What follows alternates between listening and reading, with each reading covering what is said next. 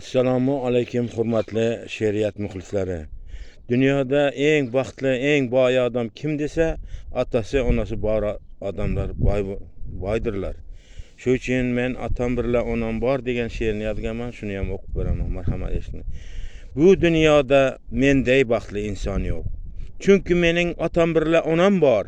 Oyu quyoshlarim, qo'sh qanotlarim, qadri baland aziz insonlarim bor.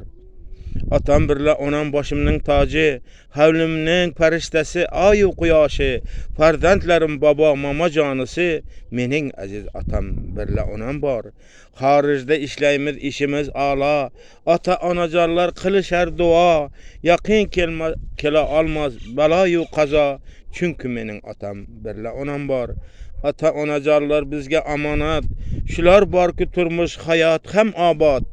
Asrang siz farzandlar toki bor hayot, Mahmud Norsizlarni aylaydi ogoh. Sog' bo'linglar.